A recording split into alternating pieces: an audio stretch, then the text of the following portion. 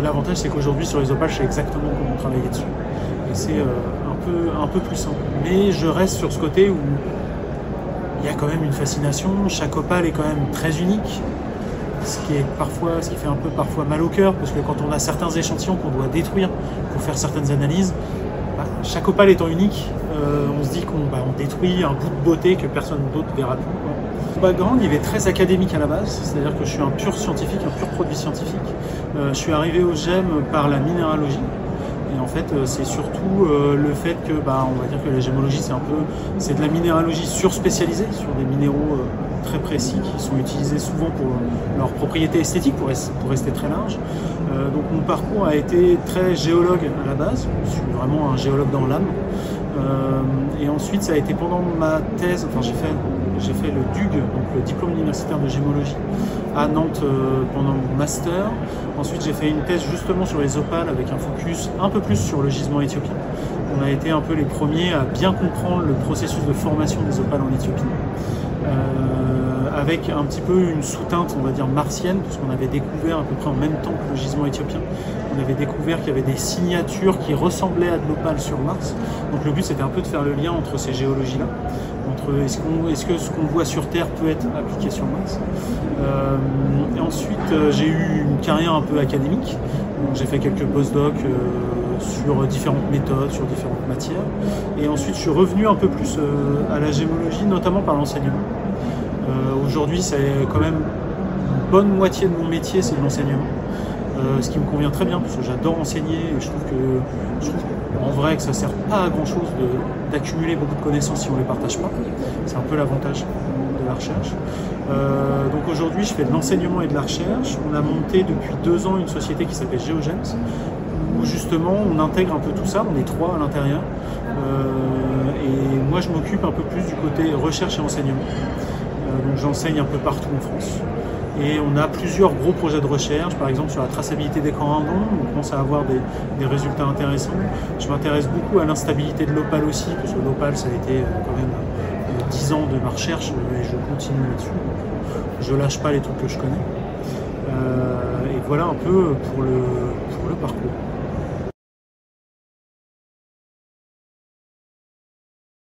C'est une question qui est souvent déceptive, parce qu'en fait, si je suis arrivé sur l'opale, c'est plus par j'allais dire opportunisme dans un sens. C'est-à-dire que ce que je voulais, c'est m'intéresser à comment se forment les gemmes en général. J'étais très passionné par l'émeraude à l'époque, donc je voulais plus m'intéresser aux émeraudes à la base.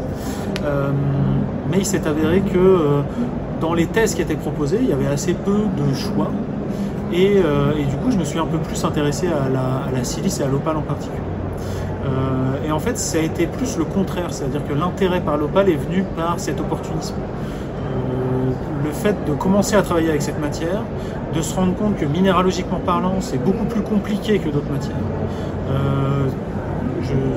Je ne dis pas que les recherches sur le diamant ne sont pas poussées, mais le diamant est un truc relativement simple à côté de l'opale, dans le sens où c'est cristallisé, la chimie est bien connue, le type de formation, il y a encore pas mal de débats, mais en soi, on connaît des conditions de formation et ainsi de suite.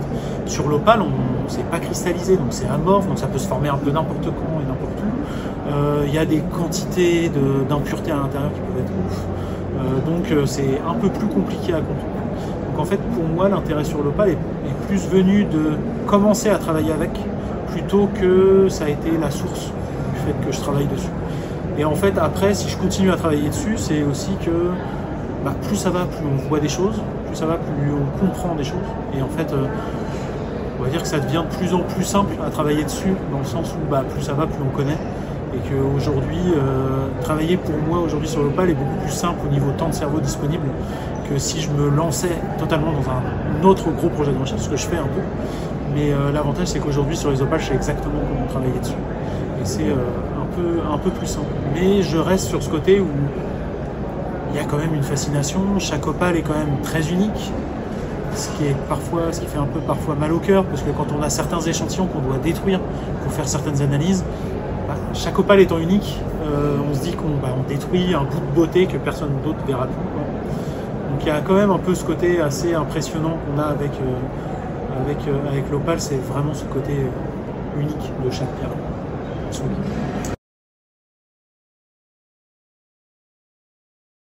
En gros, la formation de l'opale, il y a encore pas mal de trucs qu'on ne connaît pas, mais on connaît des gros principes de base. Typiquement, si on se base sur le fait que l'opale, c'est de la silice amorphe hydratée.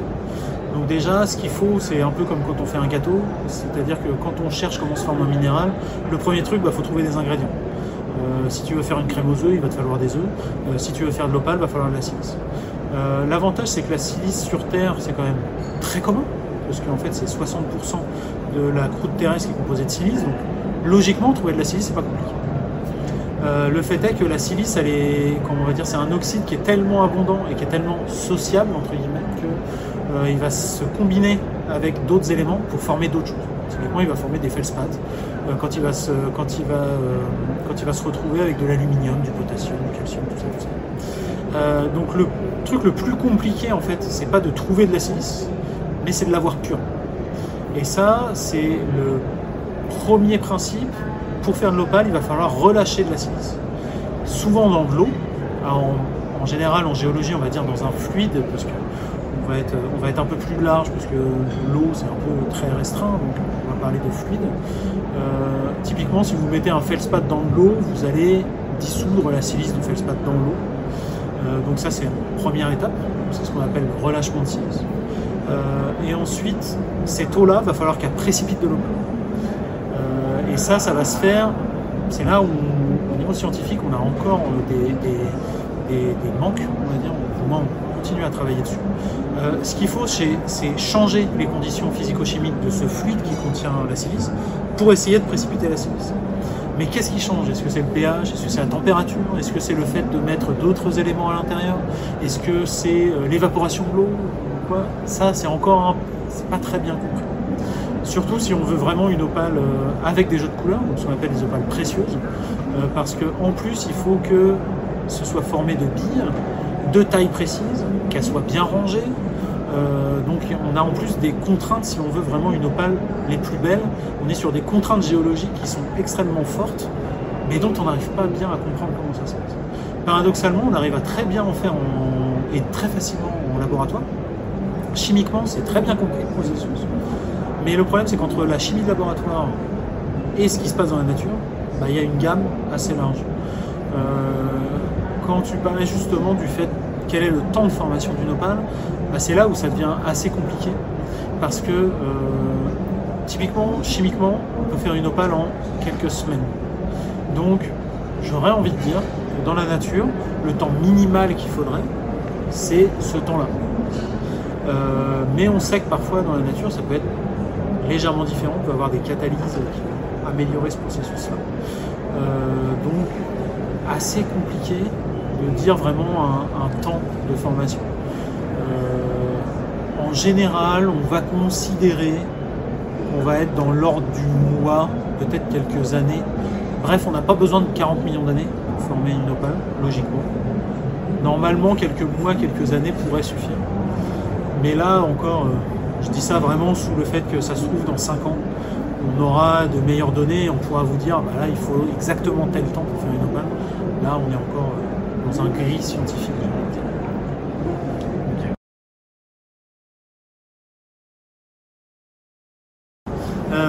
En fait, au niveau de la formation, déjà, on n'est pas exactement dans les mêmes roches dans les 3 cas. Ce qu'il y a de drôle, c'est que dans les 3 cas, la roche dans laquelle on trouve l'opale est différente, mais on considère que la source de silice, donc la roche qui a fourni la silice à la base, est à peu près équivalente. C'est-à-dire qu'on part à peu près de la même base, mais on fait des choses légèrement différentes après. En Australie, on trouve ça dans souvent des roches sédimentaires, qui sont ce que souvent les mineurs appellent des sandstones, ce qui est en fait en géologie, on va plus appeler ça des mudstones, enfin, du moins c'est un peu à la limite entre les deux. Et on trouve ça dans des énormes fractures. C'est souvent dans ces cas-là. On peut les trouver dans des cavités, notamment des restes d'organismes. Là, ça va être les fossiles opalisés. Là, si vous vous intéressez aux fossiles opalisés, il y a tout un monde, c'est quand même assez impressionnant. En Éthiopie, c'est légèrement différent, c'est-à-dire qu'on trouve ça directement dans une roche volcanique, dont la roche volcanique est déjà la source de silice. Donc en fait, il n'y a pas eu beaucoup de transport entre la source de silice et la formation de l'opale. Le transport est à la rigueur de quelques mètres, mais bon, pas beaucoup plus. Et ça se forme souvent dans des cavités qui sont laissées soit par des bulles qui s'est formée dans cette roche volcanique. Alors cette roche volcanique, c'est l'ignimbrite, ça se forme par accumulation de cendres volcaniques. Donc c'est pas une roche volcanique comme les basaltes en Auvergne ou autre chose, c'est un peu différent. On trouve aussi des fossiles opalisés à l'intérieur des gisements éthiopiens. Et pour le Mexique, on est dans une roche qui est purement volcanique, mais qui n'est pas une ignimbrite, mais qui a à peu près la même chimie. Et on trouve ça carrément dans souvent, soit en fracture aussi, soit souvent dans des nodules, qui sont aussi formés par les bulles de gaz qu'il y avait à la base. Donc c'est quand même assez différent en soi, mais il faut quand même beaucoup d'expérience pour se dire, quand on a une opale sous les yeux, de savoir exactement d'où elle vient juste par l'œil. Il faut quand même pas mal d'expérience, parce qu'il y a quand même ce qu'on appelle des overlaps, des recouvrements pour le type d'opale que l'on trouve. Après, il y a des trucs qui sont spécifiques à chaque endroit. En Australie, on a énormément d'opales noires, enfin énormément. On va dire qu'en Australie, c'est là où on trouve le gisement qui produit le plus d'opales noires. Typiquement, il y a aussi les pineapple opales, qui sont des trucs très spécifiques à Whitecliff, donc à un endroit de l'Australie. Typiquement des fossiles de végétaux qui sont en inclusion à l'intérieur de l'opale, ça c'est plus spécifique de l'Éthiopie, typiquement. Au Mexique, il y a plutôt une spécificité vers les opales qui sont ce qu'on appelle les opales de feu, mais qui sont vraiment très orange à très rouge. Si on peut trouver des opales de feu très pâles aussi en Éthiopie. Et donc chaque aussi gisement va produire des petits trucs différents, des petites différences. Mais quand on a une opale cristal, sans trop d'inclusion à l'intérieur, dire d'où elle provient devient assez complexe.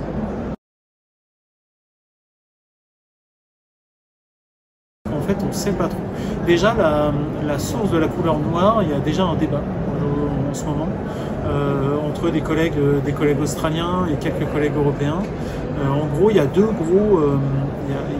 grosses écoles, on va dire. Le premier, c'est de dire que le noir provient de carbone à l'intérieur, donc de filaments de carbone, qui justement assombrirait vraiment la pierre. Et il y a une autre team, on va dire, qui serait plus à dire que c'est plutôt des sulfures dedans. En fait, on sait que, en vrai, c'est probablement un petit mélange des deux. Mais pour l'instant, on n'a pas assez de preuves vraiment pour le savoir. Et pourquoi c'est spécifique à ces endroits-là? Probablement, si c'est du carbone, c'est qu'il y a eu probablement de la matière organique d'une manière ou d'une autre. Si on en trouve essentiellement à Latin Ridge et qu'on considère que ça provient de la matière organique, on pourrait se dire que le fait d'avoir des roches sédimentaires fait qu'on a plus facilement des matières organiques que dans des roches volcaniques, parce qu'on va avoir le processus de formation de ce type de roche peut plus facilement intégrer la matière organique dans les roches sédimentaires. Et typiquement, là, on a le cas un peu des quelques gisements, enfin de quelques opales noires éthiopiennes qui sont sorties à une époque. Je ne sais pas trop où ça en est aujourd'hui. Mais c'était pas exactement le même noir. On n'était pas sur c'est pas vraiment le même type de noir, c'est un noir qui tirait plus vers les bruns, tandis que les opales de Latin Ridge, c'est un noir qui tire plus vers le gris-bleu, souvent. Donc c'est pas exactement la même source, je pense, de couleur noire, mais typiquement sur les opales éthiopiennes, il n'y a jamais eu vraiment d'études du fait que, en gros, pour être honnête, on a vu 4 échantillons passer, parce qu'évidemment, il ne faut pas se faire avoir sur le fait qu'il y a des opales qui sont fumées, des opales qui sont caramélisées, qui peuvent avoir un aspect d'opale noire, mais qui ne sont pas des opales noires naturelles, elles ont été traitées. Donc, ce qui fait que c'est vraiment spécifique à Latin Ridge, pour l'instant, c'est assez compliqué à savoir. Probablement une géologie particulière, du fait qu'il y a des sédiments, qu'il y a peut-être une matière organique qui était là avant, sachant que les sulfures peuvent aussi provenir d'un effet de matière organique, donc ça peut expliquer un peu toutes les théories. Mais aujourd'hui, il y a encore un flou scientifique sur quelle est réellement l'origine de l'opale noire.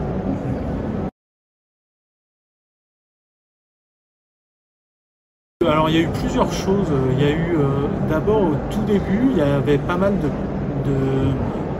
livres de lithothérapie très anciens qui voyaient en l'opale le fait qu'il y ait ces jeux de couleurs très changeants, qu'il y ait beaucoup de couleurs différentes. Ils voyaient un signe du fait que lorsqu'on avait un esprit embrouillé, typiquement ce qu'aujourd'hui on appelle la schizophrénie, en fait, ces maladies-là étaient souvent associées aux gens qui avaient de l'opale, du fait que tu as un mélange de personnalités et ainsi de suite. Ça, il y a eu beaucoup ça à une époque.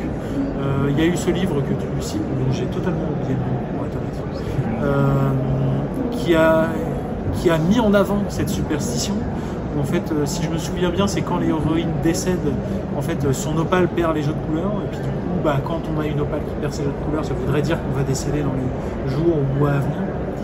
Donc ça a été vraiment pure superstition, c'est-à-dire qu'il n'y a rien qui n'a jamais démontré qu'une pierre avait une incidence, quelle qu'elle soit, sur la santé de quelqu'un en soi. Alors attention, hein, je ne fais pas une grosse salve contre la lithothérapie en soi. Pourquoi pas si à un moment quelqu'un est un peu déprimé et ainsi de suite, et puis qui pense que porter telle pierre fait qu'il se sente mieux, aucun problème là-dessus. Chacun fait ce qu'il veut. Le problème, c'est quand ça remplace des traitements médicaux lourds. Typiquement, quand des gens essayent de guérir d'un cancer en se mettant un bout de quartz sur la tête. Là, on arrive à une limite si on met des gens en danger. Après, par contre, si vous préférez, si vous aimez avoir une opale sur vous et vous pensez que ça vous fait du bien, et soit tant mieux. Et puis si ça vous fait du bien, j'ai envie de dire, personne n'a à vous dire le contraire. Toutes ces superstitions, ça a eu beaucoup d'effets sur le marché de l'opale. Typiquement, dans la royauté, si je me souviens bien, dans la royauté au 19e, il y a eu très très peu d'opales qui ont été vendues, parce que c'était vraiment, qui ont été offertes, en tout cas pendant les royautés, parce que c'était vraiment un signe de dire, je dirais pas un acte de guerre, il ne faut quand même pas abuser, c'était vraiment de ne pas souhaiter le bon à son allié. Donc il y a eu tout ça. Ces superstitions, comme beaucoup de superstitions, c'est pas qu'elles se font sur rien, mais elles se font probablement sur des dires ou des mécompréhensions entre réellement l'effet d'une pierre et réellement des maladies qui peuvent survenir soi, comme n'importe qui aurait pu avoir. Aujourd'hui, ça s'est quand même bien calmé. Il y a moins de ça, et l'opale, depuis quelques années, a repris un peu du poil de la bête. Aujourd'hui, c'est devenu vraiment je dirais pas une pierre centrale, faut quand même pas abuser, ça va pas enlever le diamant, l'émeraude, les corindons, hein. Ça c'est les pierres qui sont vissées et qui resteront toujours, mais l'opale a réussi à se faire une petite place non négligeable sur le marché aussi. Mais j'ai entendu récemment pas mal de marchands dire que des clients ne voulaient pas acheter d'opale pour ces superstitions-là. Donc ça reste quand même.